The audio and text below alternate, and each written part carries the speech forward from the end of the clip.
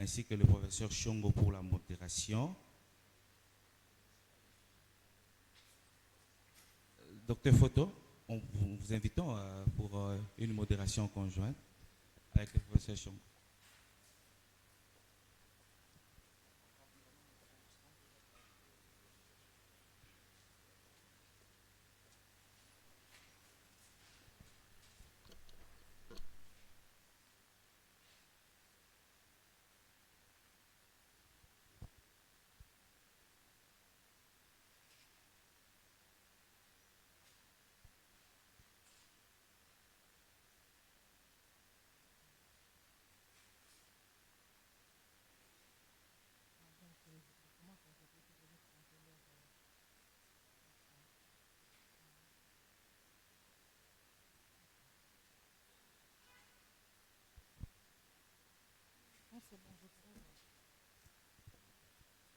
Là, nous passons maintenant à la table ronde des associations.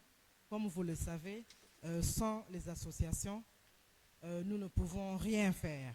Car le mot advocacy, engagement, est un mot qui a été cité au moins 10 fois lors de cette conférence en Tanzanie, plus de 10 fois. Ce mot-là revenait advocacy. Donc, il faut l'engagement de la communauté à travers les associations. C'est ainsi que nous demandons à la Fondation Sandra Lengo, du docteur Lolekonda Emmanuel, de venir nous faire l'économie de sa présentation.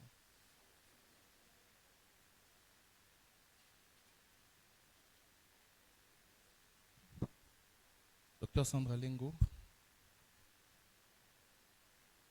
Fondation Sandra Lengo. Oui, d'accord.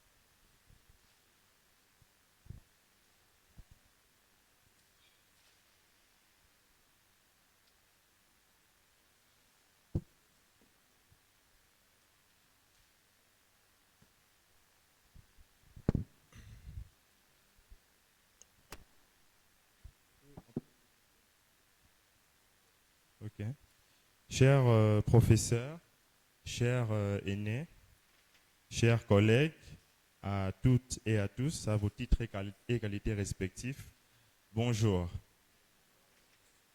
Alors, la personne qui se tient devant vous et qui tient ce micro, c'est le docteur Lolekonda Emmanuel, le représentant de la Fondation Sandra Lengo. Alors, je ne suis pas venu seul, je suis venu avec mademoiselle Abir. Elle est là, elle peut lever la main. Je suis venu avec elle. Alors, mon intervention s'articule essentiellement sur 3 points. Premièrement, j'aimerais remercier les organisateurs de ces assises pour ce premier congrès de la drépanocytose qui est vraiment une réussite. Est-ce qu'on peut vraiment applaudir les organisateurs de ce congrès? Merci beaucoup. Alors, c'est vraiment une réussite. C'est vrai que la perfection humaine n'existe pas, mais les choses se sont correctement faites. La deuxième chose, pendant que je suis en train de parler, il y a quelques images qui sont en train de passer qui montrent ce que nous sommes et ce que nous faisons.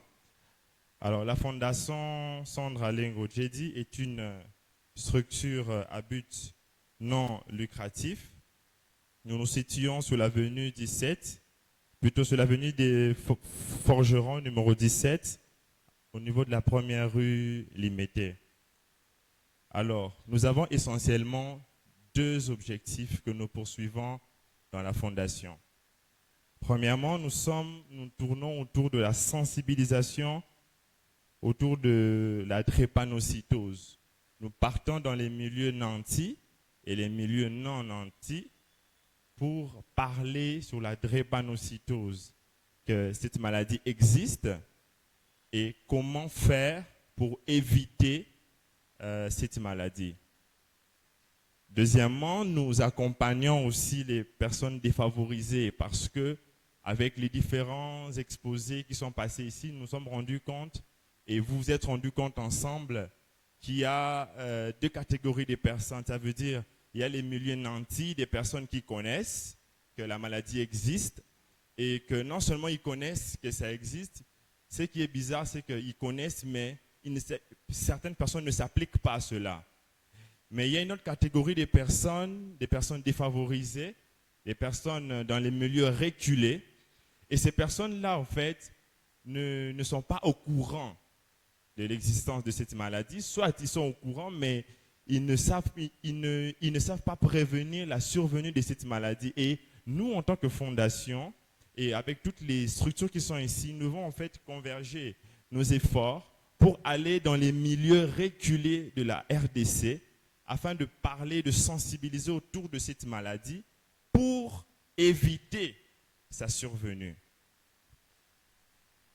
Alors c'est ainsi que nous avons les bras ouverts à toute institution voulant réaliser des campagnes de sensibilisation ici dans la ville de Kinshasa et aussi à travers les villes reculées de notre RDC, de notre très chère République démocratique du Congo.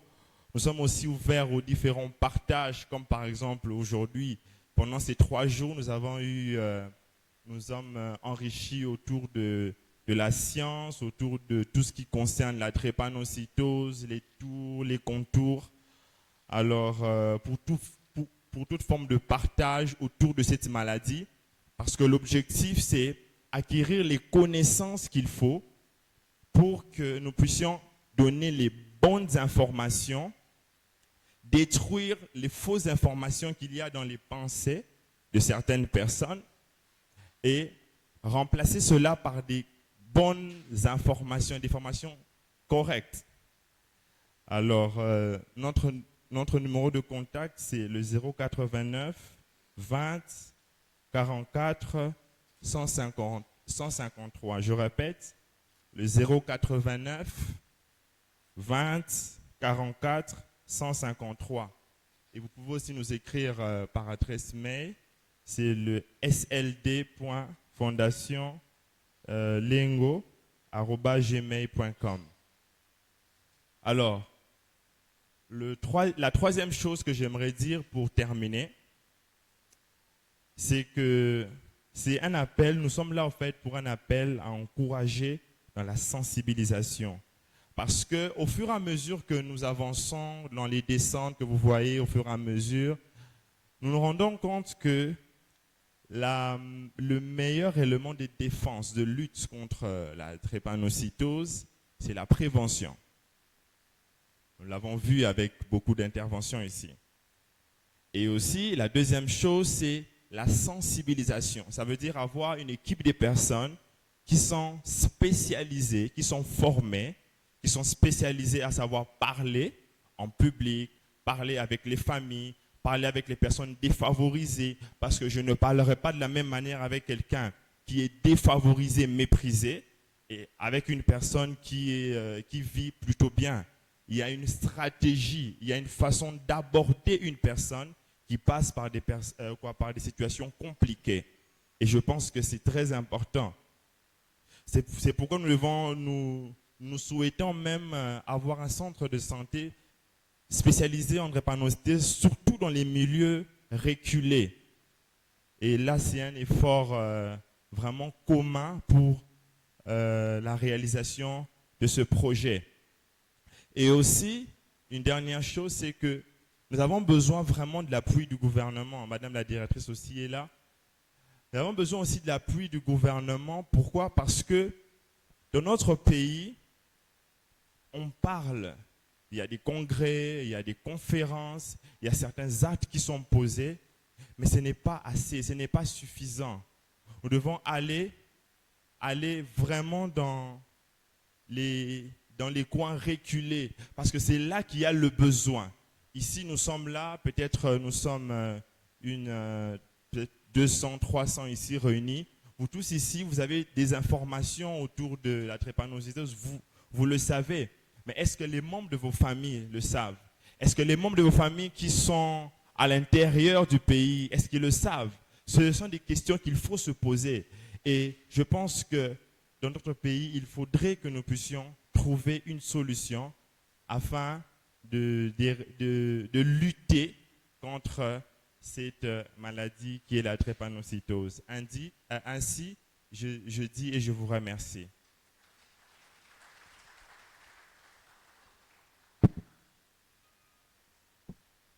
Merci beaucoup à la Fondation Sandra Lengo.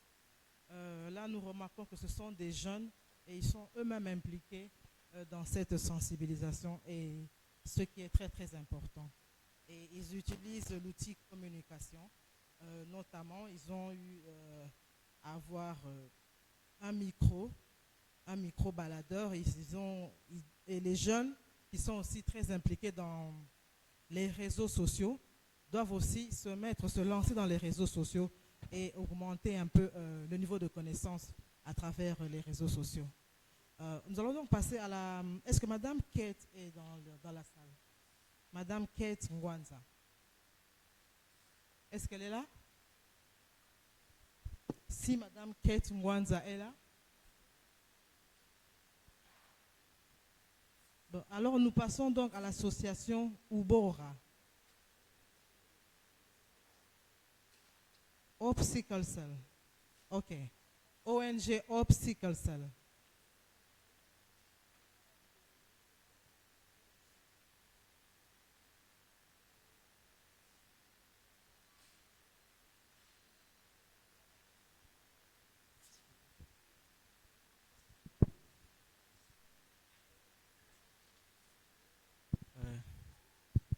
Désolé, je n'ai pas la possibilité de faire passer les images ici. Chers professeurs, chers docteurs, distingués invités, chers aînés de la faculté de médecine, bonjour. Je me présente. Je m'appelle Steve Ndjadji. Je suis étudiant de la faculté de médecine de l'université de Lubumbashi. Avant de continuer, je tiens à remercier messieurs les professeurs Mick, ici présents, avec son assistante, Dr Marie Kaping, et notre cher doyen Arong, qui n'est pas présent ici, mais je le suis très reconnaissant parce que ce sont des gens qui n'ont jamais cessé de nous encourager pour tout ce que nous sommes en train de faire jusqu'à présent. Upcycle, c'est le nom de notre association. En fait, c'est une association qui a été créée depuis l'année passée par un groupe d'étudiants de la faculté de médecine de l'université dont j'en fais partie. Je remercie également mon président Jean Kabamba qui n'est pas ici avec nous. Malheureusement, il était occupé par les stages et j'étais venu ici pour le représenter. Nous avons des objectifs que nous soulignons dans notre association. Comme ça a été dit depuis le début de notre congrès, que la meilleure façon d'éviter la situation, c'est la prévention. Et alors, cette prévention reste et demeure notre premier objectif. Alors, le deuxième objectif, c'est de donner espoir et sourire aux drépanocyteurs. Leur faire comprendre qu'ils vont accepter leur situation de vue.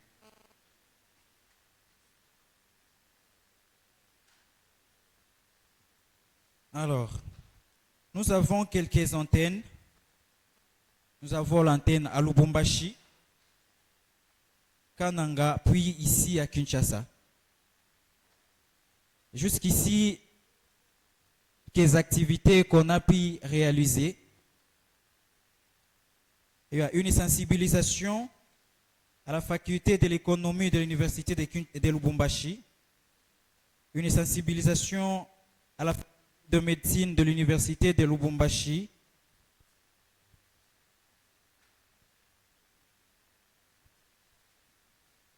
Nous sommes passés plusieurs fois dans certaines églises de la ville pour passer le même message.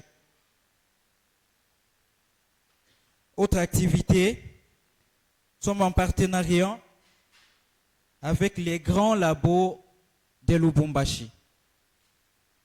Je vous explique un peu pourquoi. Parce que nous avons pensé de faire comprendre, expliquer aux gens, de faire l'électrophorèse, parce que c'est très important, comme l'ont expliqué beaucoup de personnes ici devant. Alors, Vic, dans ces grands labos, pour réaliser l'électrophorèse, il faudrait payer $30 si je ne me trompe pas. Et des gens qui passent par Upcycle auront la réduction de 10%. Et les labos nous récompensent aussi quelque chose. C'est que nous attendons de différents hôpitaux qui reçoivent les gens que nous recommandons. C'est pour agrandir un peu notre petite caisse. Parce qu'il y a 2 fois où nous passons de temps en temps rendre visite à certains drépanocytaires que nous connaissons déjà dans des différents quartiers, surtout précisément au quartier Kassap.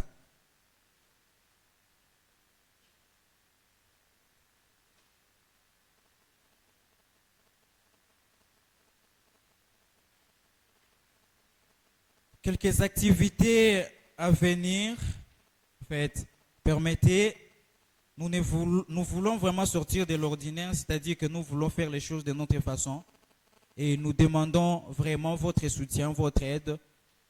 Voilà. Dans les jours à venir, nous voulons organiser un procès vif à la faculté de médecine de l'université Lubumbashi sur la drépanocytose en collaboration avec notre université.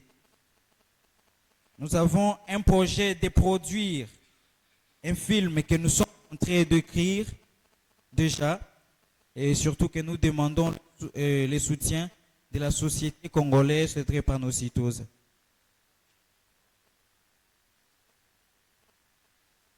Alors, pour l'année qui va commencer, nous nous sommes déjà vus avec les sous-prophètes qui nous a bien sûr donné l'autorisation d'aller dans beaucoup d'écoles pour faire passer le message et aussi nous préparons un concours interscolaire sur la drépanocytose.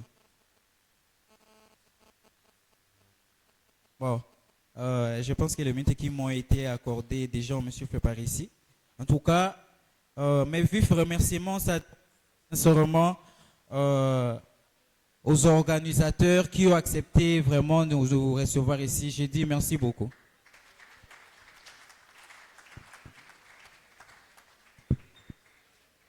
Merci. Merci beaucoup, Association Ubora. Je voudrais seulement lancer un petit message aux associations qui ne se sont pas encore enregistrées au programme de venir le faire. Parce que pour qu'on puisse reconnaître votre existence, que vous soyez légal, il est aussi impératif à venir vous enregistrer chez nous au programme. Car dans notre plan stratégique, nous avons des lignes qui sont attribuées qu'aux associations. Et ceux qui ne se sont pas enregistrés ne se retrouveront pas lorsque ces lignes-là budgétaires seront décaissées. Je voudrais aussi ajouter qu'il y aura la concurrence. Il y a une concurrence loyale quant au test de dépistage rapide, parce que nous avons aussi eu à homologuer un test, ce Cycle S, qui est un test à vraiment moindre coût. Et je pense qu'il pourra être très efficace dans le dépistage des masses. Alors, nous appelons le drépaqueur à venir nous faire l'autonomie de sa présentation. Drépaqueur.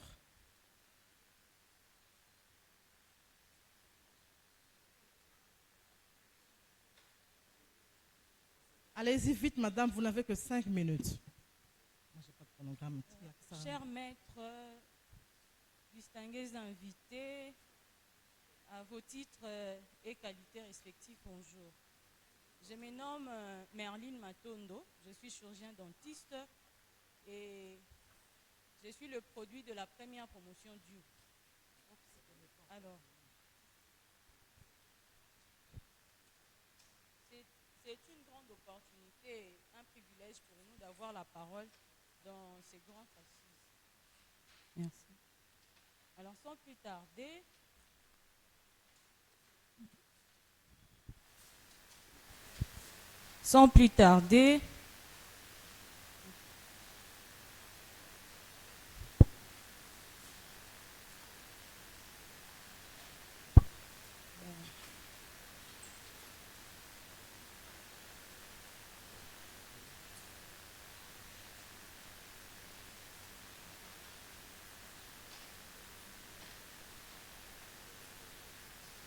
voilà le plan, comment va s'articuler le plan de notre présentation.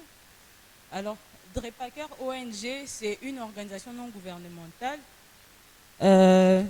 qui vise à améliorer, en contribuer dans l'amélioration de la prise en charge médicale, l'alimentation et puis le soutien socio-culturel. Alors, nous avons choisi un coin très spécifique. Ce sont les coins reculés de la ville de Kinshasa. Pourquoi? Parce que nous avons vu qu'il y a la promiscuité, il y a de jeunes filles qui se prostituent et qui n'ont aucune connaissance sur la drépanocytose. Alors, ces soucis me venaient suite à la mort de mon oncle. La famille pensait que c'était de la sorcellerie, on mystifiait tout. Alors, quand j'ai fini mes études en médecine dentaire, je me suis focalisée sur la drépanocytose. Nous avons commencé par des recherches, nous avons utilisé Google pour faire une enquête et nous avons remarqué que la majorité de personnes qui ne connaissent pas la drépanocytose, enfin, la tranche d'âge varie de 18 à 25 ans, mais aussi ceux qui avaient moins de 18 ans n'avaient pas la connaissance sur la drépanocytose. Nous avons d'abord commencé nos sensibilisations dans les écoles primaires. Nous avons commencé nos sensibilisations dans les écoles primaires et ensuite nous avons sensibilisé dans les églises, nous avons sensibilisé dans les universités pour bien combler nos cibles. Alors nous existons officiellement, parce qu'on travaillait déjà officieusement, nous existons officiellement depuis le 22 février 2022. Nous avons l'acte notarié, bientôt nous allons voir la présidente du programme pour s'enregistrer, parce que nous participons quand même aux réunions, mais on n'est pas encore en règle par rapport au programme, nous viendrons. Voilà. Ça a déjà été dit. Vu l'ampleur de répercussions que cause la drépanocytose financière, sociale, psychologique, nous avons choisi une prise en charge holistique. Donc, nous sommes rendus à CFA Monkole, parce qu'il y a des spécialistes là-bas. Nous avons vu Dr Bobo, Dr Thierry Dr Thierry et puis Madame Gisèle, parce que ils sont plus sur le terrain. Alors, dans ces soucis-là, nous avons comme mission de démystifier la drépanocytose par les sensibilisations couplées au dépistage. Alors, vu le coin qu'on a choisi, vu le problème de la société qu'il y a là-bas, nos prises en charge sur le 3 points, prise en charge médicale, alimentaire et socio-culturelle, c'est trimestriel. Et quand on fait nos sensibilisations, on le couple au dépistage pour pouvoir dénicher les enfants drépanocytaires de familles démunies et leur venir en aide. Voilà, notre structure se compose comme suit. Il y a Dr Matondo, Merline Matondo, qui est la fondatrice et aussi la coordonnatrice. Il y a un collège de fondateurs composé de médecins qui se sont spécialisés en drépanocytose, d'une vingtaine de membres effectifs. Bien sûr, nous recevons toujours des demandes d'adhésion et nous acceptons, ainsi que des enfants drépanocytaires en âge pédiatrique. Pourquoi? Parce que le besoin alimentaire, psychologique et tout ça, c'est à un laps de temps. Dès que l'enfant est autonome, il peut travailler grâce aux formations professionnelles et tant d'autres, on peut le libérer. Parce que nous le savons tous que la prise en charge de la drépanocytose demande vraiment de sommes colossales. Voilà l'amélioration de la qualité de vie des enfants drépanocytaires pour le rendre utile à la société, utile à eux-mêmes, mais aussi utile à la société. Nos objectifs sont là. En gros, ce qu'on a voulu dire ici, c'est nous procédons pour atteindre notre mission, notre objectif général. Nous procédons par des sensibilisations couplées au dépistage. Et ces enfants qu'on dépiste, on leur fournit une amélioration dans la prise en charge médicale, l'alimentation et les soutiens psychosociaux. Mais aussi dans les grandes assises comme le grand congrès, le premier congrès africain comme celui-ci, on propose des plaidoyers sur la subvention de la prise en charge médicale, sur la subvention de dépistage prénuptial, néonatal et tant d'autres. Voilà. Mais aussi, nos premiers partenaires, ce sont d'abord des associations. Nous avons eu à travailler avec la Fondation Sandra. Ils nous ont fourni l'hydréa, 500 mg. On a encore recouru à ces femmes en col pour nous aider à la répartition de la postologie. Et dans l'avenir, puisque ça promet avec nos partenaires, nous pourrons aussi construire un hébergement pour ces enfants de la rue drépanocytaire. Nos activités, comme je vous dis, notre cible, c'est plus les jeunes, les enfants, dans les églises, les universités. Nous avons des pages, nous avons des comptes Facebook, Instagram, où les drépanocytaires vivant à Kinshasa et dans le monde partagent leur vécu, partagent leurs souffrances avec nous, pour un peu démystifier la maladie.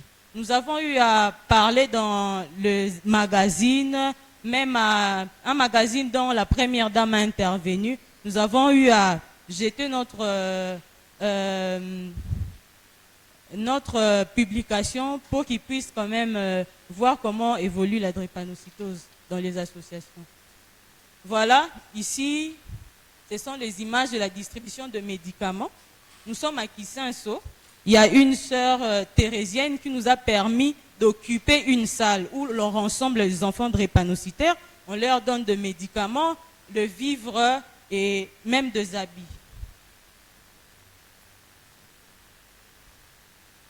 Voilà, ici, c'était la secrétaire de la Fondation Sandra qui nous fournissait de médicaments et aussi une enveloppe pour l'intégration sociale, donc dans des formations professionnelles.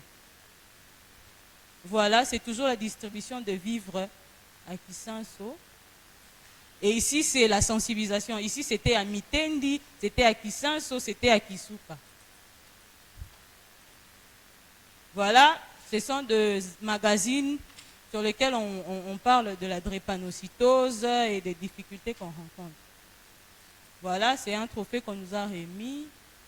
Et voilà, je vous remercie. Merci beaucoup pour l'attention. Merci beaucoup, docteur. On remarque bien que la Fondation Drépacoeur s'est vraiment impliquée de manière holistique pour la prise en charge et l'assistance psychosomatique, psychosociale des drépanocytaires. Coup de chapeau. Alors nous passons donc à l'association Ubora. Ubora, s'ils sont présents. Merci. De faire votre économie.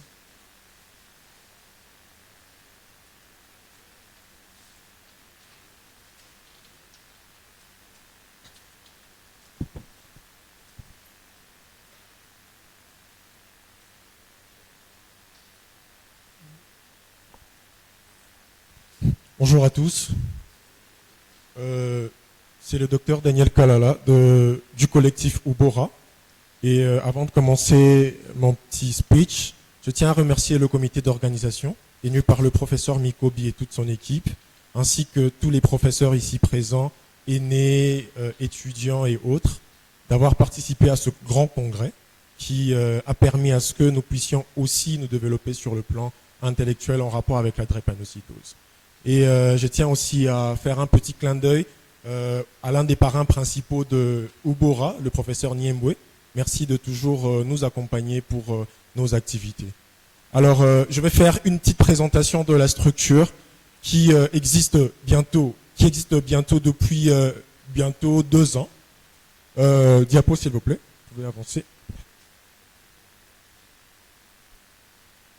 Alors, Ubora est une structure à but non lucratif, comme c'est écrit là, travaillant autour de 3 axes. La sensibilisation, le diagnostic ainsi que la prise en charge. La sensibilisation s'est fait avec les différents membres qui constituent Ubora. Le diagnostic se fait par les différentes activités que nous organisons au sein de la structure. Et la prise en charge s'est fait avec les différents hôpitaux de référence dans lesquels nous référons les différents patients que nous recevons dans la structure Ubora. Et nous avons pour mission, de l'autre côté c'est écrit vision, c'est mission, de sensibiliser, diagnostic et prendre en charge. Je ne veux pas y revenir. Et ça, ce sont nos différentes réalisations. Comme première activité, nous avons eu à organiser un salon scientifique tenu au niveau de la grande bibliothèque de l'université de Kinshasa, faculté de médecine, dénommé la drépanocytose en 45 minutes, ayant pour 2 parrains, le professeur Mikobi qui était l'hôte de l'activité et le professeur Niembwe.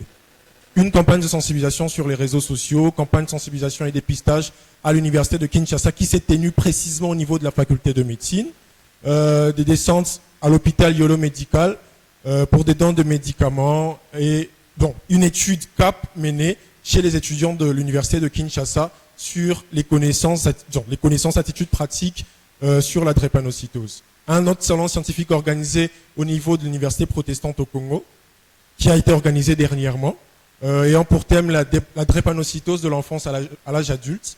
Une campagne qui est en cours, je précise, en collaboration avec le centre spécialisé de Kinshasa, une campagne gratuite d'examen gratuit pour tous les drépanocytaires de la ville. Et ça, ce sont les petits détails en rapport avec les différentes activités. La première activité, nous avons reçu à peu près 250 étudiants pour la campagne de sensibilisation et dépistage qui s'est fait au niveau de la faculté de médecine. Et ça, ce sont les différents résultats que nous avons eus après cette campagne. Nous avons reçu plus de 1000 étudiants. Nous avons sensibilisé plus de 1000 étudiants et nous avons pu dépister 100 étudiants. Les pourcentages que vous voyez sont les pourcentages en rapport avec les résultats après dépistage. Nous avons remarqué que nous avions 32% de personnes dépistées ou d'étudiants dépistés qui étaient porteurs du gène S et 6% qui étaient drépanocytaires homozygotes. Lors de notre descente, ça c'est pour la descente que nous avons fait au niveau de l'hôpital Yolo Médical. Et ça c'est un petit résumé des résultats que nous avons eus au décours de l'étude CAP que nous avons menée chez les étudiants en rapport avec la drépanocytose. Notre échantillon était de 300 étudiants et les questionnaires valides que nous avons optés valides, pour ceux qui auront besoin de plus de détails peuvent me voir à la fin. Nous avions récolté 287 questionnaires qui étaient valides et les résultats que nous avons eus étaient de 43% d'étudiants de l'université de Kinshasa qui avaient des très bonnes connaissances sur la drépanocytose, 21% des étudiants qui avaient des connaissances apparemment un peu la moyenne, et 36% d'étudiants qui n'avaient pratiquement pas des connaissances essentielles sur la maladie. Ça, c'est l'activité que nous avons organisée au niveau de l'université protestante au Congo, qui a été tenue par Ubora, mais surtout, je précise, nos activités, les activités que nous organisons sont tenues en collaboration avec différents partenaires que nous avons. Je cite entre autres un partenaire avec qui nous travaillons souvent, la fondation Sandra Lengo, qui est représentée aussi dans la salle. Et avec cette fondation, d'ailleurs, l'un des intervenants était elle-même la patronne de la fondation, qui a tenu un petit speech lors de l'activité. Et ça, ce sont les réalisations à venir. Tout ce que nous avons prévu organiser, nous avons prévu organiser une campagne de sensibilisation dépistage. Parce que je précise, Ubora travaille avec les universités. Nous avons commencé avec l'université de Kinshasa. Nous avons pris l'université protestante au Congo. Nous avons un programme établi sur chaque an. La prochaine activité sera organisée au niveau du Bel Campus. La prochaine activité ensuite sera organisée au niveau de l'UCC et ainsi de suite. L'objectif, c'est de trianguler les données en rapport avec la drépanocytose afin de produire, comme aime bien le dire le professeur Niembwe, un papier et savoir comment avancer sur le plan de la recherche. Alors, pour clore mon petit discours, je dirais que la drépanocytose est une maladie que l'on doit prendre au sérieux, que l'on doit considérer comme très sérieux. Et comme on aime bien le dire, la drépanocytose peut être maîtrisée, il suffit de s'en donner les moyens. Petit message aussi à la directrice du programme, nous allons revenir vers vous, mais surtout aussi de donner les moyens et aussi au gouvernement de nous donner les moyens d'agir, surtout dans la jeunesse, parce que tout commence par là. Je dis et je vous remercie. Merci beaucoup.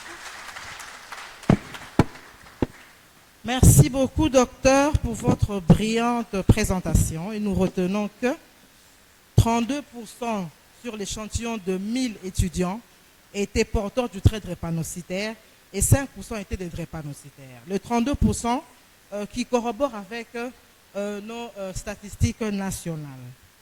Et 24% n'ont aucune connaissance de la maladie, ce qui est très inquiétant et ce qui prouve à suffisance que l'apport des associations est primordial dans la lutte contre la drépanocytose.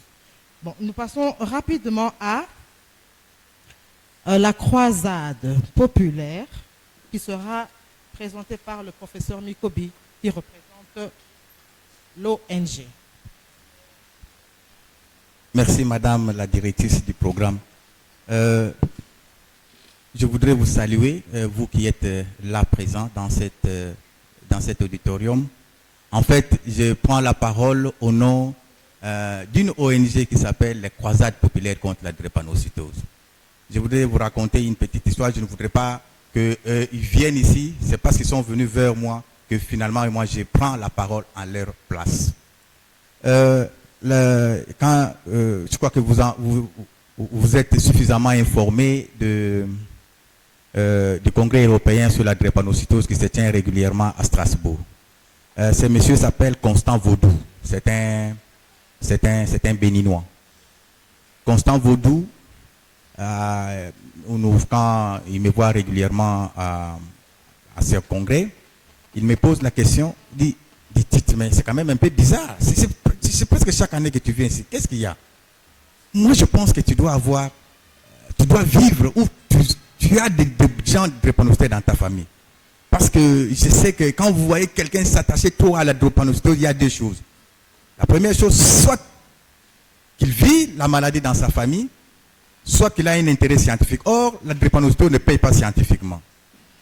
Alors, c'est là que je voudrais chuter en vous disant, moi je suis père de 5 enfants. J'ai 4 filles et un seul garçon. Alors, je me suis marié il y a 24 ans. Avant de me marier, ma belle-mère m'exige de réaliser l'électrophorèse d'hémoglobine. Non, c'est tout ce qu'elle me demande. Il y a 24 ans, une belle maman, elle dit, tu fais ton électrophorèse d'hémoglobine. Et mon épouse aujourd'hui, qui était ma fiancée il y a 24 ans, me dit, maman a demandé que tu réalises l'électrophorèse d'hémoglobine. J'étais médecin finissant. Moi, je dis, pourquoi seulement c'était un seul examen? Je suis allé, j'ai réalisé l'électrophorèse d'hémoglobine à l'époque ici. J'étais AA. Je lui ai amené les résultats. Elle a dit d'accord. Elle a envoyé à ma belle-maman. Et ma belle-maman a dit d'accord. Vous pouvez devenir réellement le fiancé de ma fille. En fait, je ne savais pas. La petite histoire, c'est que dans la famille de mon épouse, il y a des enfants drépanocytaires. Sa grande sœur drépanocytaire, paix à son âme, à 30 ans, vous savez qu'il a suivi professeur Nguyoulou. Connaît ma belle-sœur, 30 ans, et il avait comme médecin un pédiatre. Alors, elle vient après mon épouse, elle est hétérozygote AS. J'ai compris pourquoi il m'avait exigé l'électrophorèse d'hémoglobine. Nous nous sommes mariés, on a eu 5 enfants, mais sachez bien que chaque fois qu'il y avait une naissance, moi je devais faire l'électrophorèse chez chaque enfant. Alors imaginez-vous que j'ai 5 enfants, j'ai 3 hétérozygotes, et le garçon il est homozygote AA. Je ne sais pas, les croisés là, ils sont là. Venez, comme ça on vous présente. Venez, vous les croisés, comme ça on vous présente. Alors ce sont ces enfants qui ont une passion pour la drépanocytose. Ce sont elles qui se sont organisées. Venez, venez, je vous présente. Les croisés, venez. Alors, et d'ailleurs, ceux qui ont habillé les protocoles, ce sont les croisés. Alors voilà, ils ont un grand frère, hein, vous le voyez là, hein, il est en 2e doctorat en médecine. C'est le fils professeur Mwanda. Alors, ma fille aînée, elle est là. C'est l'unique fille qui est homozygote AA. Elle est en 2e doctorat en médecine. Sa petite sœur, elle est là. Elle est hétérozygote. Elle sait chanter ça. Elle est hétérozygote. La 3e, elle n'est pas là parce qu'elle a fait la médecine, elle est allée faire son TP à l'UCC. Les garçons, il n'est pas là, il finit ses examens d'État, et la cadette qui est aussi hétérozygote. Donc j'ai 3 hétérozygotes, à part elle qui est homozygote AA, les garçons qui est AA. En fait, ce sont eux qui se sont réunis pour dire nous devons faire quelque chose pour reculer la maladie. Alors, le logo même a été proposé par la 3e qui est hétérozygote. Le logo, c'est celui-là. Ce n'est pas moi qui ai dessiné, c'est ma fille. Elle aurait dû être une artiste formidable. Ce logo-là, vous voyez, le palme avec 2 mains qui forment le cœur, une main de la peau noire, une autre main de peau claire, et à l'intérieur, vous avez l'ADN et vous avez un S à gauche, un S à droite. Donc, c'est le logo inventé par les enfants eux-mêmes. Donc, voilà, vous pouvez continuer votre service. Je vous ai déjà présenté. Donc, voilà un peu la petite histoire. Alors, ces enfants, je ne veux pas présenter leur mission, leurs objectifs, parce que ça se ressemble avec toutes les organisations qui luttent contre la drépanocytose. C'est, oui, tu pourras dire, tu pourras rester là. Alors, ils font la sensibilisation, ils font le dépistage, ils font la réinsertion sociale. C'est ça, en fait. Quand vous suivez des activités suivies par toutes les ONG, c'est exactement pareil. Alors, vous pouvez vous poser la question, mais pourquoi leurs missions, leurs objectifs sont presque tous semblables? Alors, il y a une sagesse africaine, et dans ma langue, qui dit, ce qui fait la force d'un fleuve, ce sont ses affluents. Mes chers compatriotes, la drépanocytose est un éléphant. Vous pouvez la battre seul, mais vous ne pouvez pas manger seul. La maladie est très complexe. S'il n'y a pas plusieurs associations, rien ne se fera. Regardez la dimension de ces pays. Si vous n'avez que 4-5 associations qui vont s'occuper de la drépanocytose, mais vous aurez raté une bonne partie de la prise en charge. Et donc, nous souhaiterions même qu'il y ait beaucoup d'associations. Et ça, c'était même le souhait du professeur Mbouy. Moi, je me rappelle, il y a 20 ans, il disait, attention, les médecins, vous devez travailler avec les associations.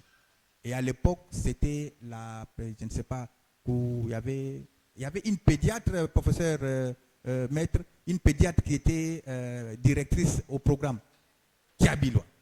Et le professeur Mbouy est allé dire à Kiabou, a dit, il est grand temps que tu suscites la naissance des associations de lutte contre la drépanocytose. C'est très important parce que c'est le bras également de la prise en charge.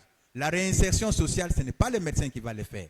La réinsertion sociale, probablement, ce n'est pas non plus la mission de l'État. Par contre, ce sont les associations qui vont aider les scientifiques à faire la prise en charge psychosociale.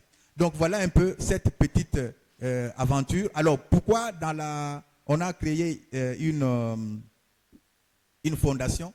Parce que leur mère est environnementaliste. Elle fait l'environnement. Elle fait de l'écotoxicologie. Elle, c'est tout ce qui empoisonne l'environnement. Elle aussi, elle est en train de faire un effort pour réduire la pollution. Mais la pollution, également, c'était aussi le milieu défavorable pour la drépanocytose. Et donc, la mère, elle est là dans l'écotoxicologie, la purification de l'environnement, et ses enfants, ils sont là. On a dit, bon, moi, je vous rassemble autour de ma fondation. Voilà comment est née cette petite fondation avec 2 ONG. Une ONG de l'environnement et une ONG de lutte contre la drépanocytose. Alors, ils ont peut-être un grand frère qui va dire un petit mot. Chers maîtres, chers docteurs, chers aînés, chers invités, bonjour. Il y a un auteur qui dit, lorsque la souffrance est intérieure et cachée, le silence devient une douleur. Alors nous devons rompre le silence. La drépanocytose, au-delà de toutes les définitions qu'on peut lui donner, elle est un fléau qui ravage des familles, un fléau qui arrache des rêves à des jeunes comme nous, ici présents. Alors, en ressentant la douleur de ce jeune-là qui se sont sentis voir leurs rêves brisés, arrachés, qui n'ont même plus le droit de penser à un grand avenir, c'est dans cette optique de pouvoir les soulager et d'espérer un jour peut-être éradiquer cette maladie et encadré par le soin de notre cher Père, que nous sommes fortement engagés dans la sensibilisation de masse, surtout en milieu scolaire et universitaire, parce qu'on considère que la plupart d'entre nous passent la majorité de leur vie à l'école et que cette sensibilisation aura plus d'impact parmi nous. Nous sommes aussi engagés dans la réinsertion des enfants drépanocytaires abandonnés et surtout nous sommes engagés dans l'assistance psychosociale des drépanocytaires parce que beaucoup ignorent qu'au-delà d'être une lourde charge psychologique pour son porteur, la drépanocytose représente aussi un dilemme énorme pour les familles. Alors, comme les soldats croisés qui se sont battus corps et âme pour leurs convictions, nous aussi sommes impliqués au plus haut point dans notre lutte. Et nous, notre structure, nous sommes la croisade populaire de lutte contre la drépanocytose. Je vous remercie. Merci beaucoup, cher fils, membre de la croisade populaire. Et nous remercions beaucoup le prof Mikobi pour avoir fait participer sa famille parce que l'appropriation de la maladie, elle est primordiale. Et je devrais vous dire que nous avons parcouru un long chemin pour l'acceptation même au sein du ministère de la Santé de cette maladie comme une priorité. Dans certaines réunions de l'OMS, et pourtant c'est l'OMS qui a donné les recommandations au pays de pouvoir créer les programmes de lutte contre la drépanocytose. J'ai eu à couler des larmes lorsqu'on me disait que madame, votre problème n'est pas une priorité, dont nous venons de loin. Et aujourd'hui, nous sommes dans les États généraux et demain, dans le Congrès, et demain, fort heureusement, avec l'appui de la Première Dame, nous allons réaliser, et aussi de la société congolaise, et de tous nos vaillants professeurs qui sont ici avec nous, qui sont dans les commissions, nous allons organiser les premiers États généraux de la drépanocytose. Donc, c'est un long chemin que nous avons parcouru, mais en tout cas, pour ma part, je peux dire que mission est accomplie. Alors, nous passons donc la parole à Sanru As. La toute dernière, c'est Sanru Asbel, qui va nous faire l'économie de sa présentation. Certainement, il va nous parler du projet Drépassi, un projet multi-pays qui est en pleine activité dans les pays de l'Afrique centrale. Je laisse donc la parole à M. Loukissa, qui va certainement parler de Drépassi, n'est-ce pas? Merci Madame la directrice pour la parole. Chers invités, bonjour. C'est Pichou Loukissa de Sanru Asbel. Nous voulons juste dire un mot par rapport au projet Drépassi parce que les thèmes de ces congrès, c'est rompre avec les silences qui supposent passer aux actions parce que les engagements, il y en a eu tout le temps et à chaque niveau. Maintenant, nous avons besoin des actions concrètes pour rompre les silences. Et parmi ces actions, nous allons noter les projets Drépassi, un projet qui est mis en œuvre en République démocratique du Congo, en Côte d'Ivoire, RCA et au Cameroun. Et dans ces projets, ici, je voudrais dire concrètement les réalisations par rapport au dépistage. On a parlé de la gratuité du dépistage. C'est effectif dans la zone de santé de Selembao. Avec ces 18 aires de santé, toutes les aires de santé sont couvertes. Dans la zone de santé de Selembao, les femmes enceintes à la CEPEN sont sensibilisées, sont dépistées. À la CEPES, on sensibilise les mamans, les enfants de 0 à 5 ans sont dépistés. à la naissance dans toutes les maternités à la zone de santé de Selembao, des dépistages néonatals et gratuits. Avec un algorithme qu'on a mis en place, on fait les tests de dépistage rapides, puis on fait la confirmation avec l'automate Gazelle. Et dans la prise en charge, il y a les suivis qui est fait de tous les enfants dépistés SS, avec la remise des médicaments pour la prise en charge communautaire. Dans la dynamique communautaire, il y a des sensibilisations qui sont faites, des sensibilisations grand public. Il y a les visites à domicile et des causeries éducatives qui sont faites. Mais nous, on a adopté une approche, celle de la père-éducation. Dans nos visites à domicile, ce sont des pères éducateurs qui ont été recrutés, formés. C'est eux qui font les visites à domicile pour suivre la mise en application des recommandations médicales par les drépanocytaires. Et aussi, on les a associés à la prise en charge psychosociale parce que c'est lui qui vit au quotidien la maladie, c'est lui qui est tout le temps avec les malades drépanocytaires, a les vrais mots pour parler de la maladie à ses pairs. Et je profite de cet auditoire pour formuler 2 recommandations parce qu'on a parlé de la priorisation des DPS par rapport à la lutte contre la drépanocytose. Chers scientifiques et chercheurs ici présents, vous devez mettre vos recherches, vos réalisations au ministère de la Santé. Ça doit être connu au travers les systèmes. Parce que quand on entre dans la plateforme du système national d'information sanitaire, on va voir combien de DPS rapportent sur la drépanocytose. Depuis le début de ces congrès, je suis émerveillé et à la fois surpris de constater qu'il y a beaucoup de choses qui se font par rapport au dépistage, à la prise en charge, mais qui ne sont pas connues. Si un partenaire veut appuyer la drépanocytose, il n'a pas besoin de rencontrer quelqu'un. Il lui suffit d'entrer dans les DHS2 pour voir qu'est-ce qui est fait concrètement sur la drépanocytose. Il y a 2 indicateurs, les nouveaux cas drépanocytaires et la mortalité liée à la drépanocytose. Combien de DPS rapportent?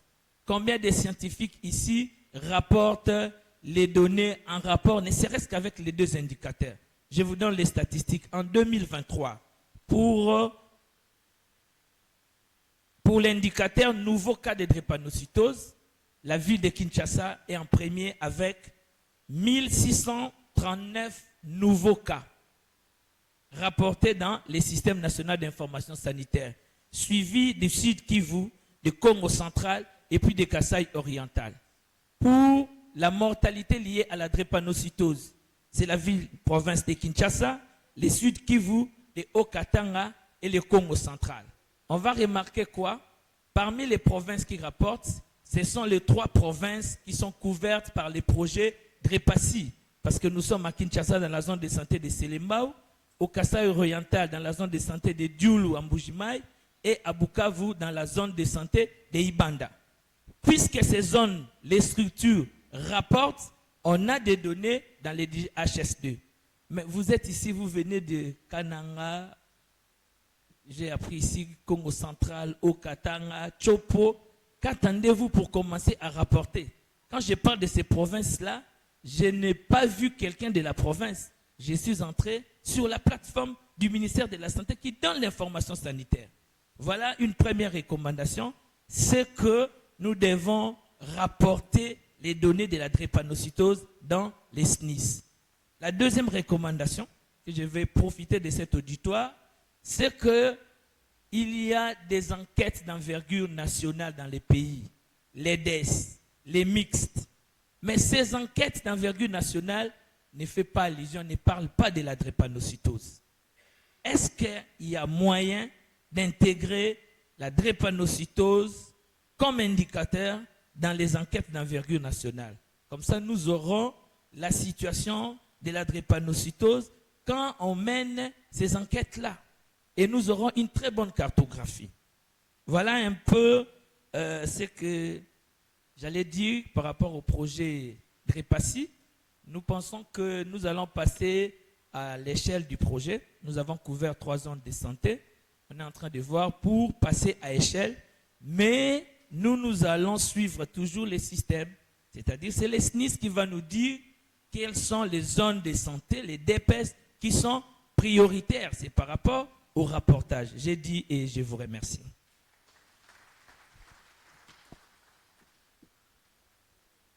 Merci beaucoup, M. Lukisa, pour votre brillante présentation. Je pense que la séance d'aujourd'hui est clôturée et avec les ONG. Et donc, je passe donc le micro au professeur Mikobi pour pouvoir dire son mot de clôture. Merci beaucoup, Madame la directrice du programme, pour la modération de la partie ONG.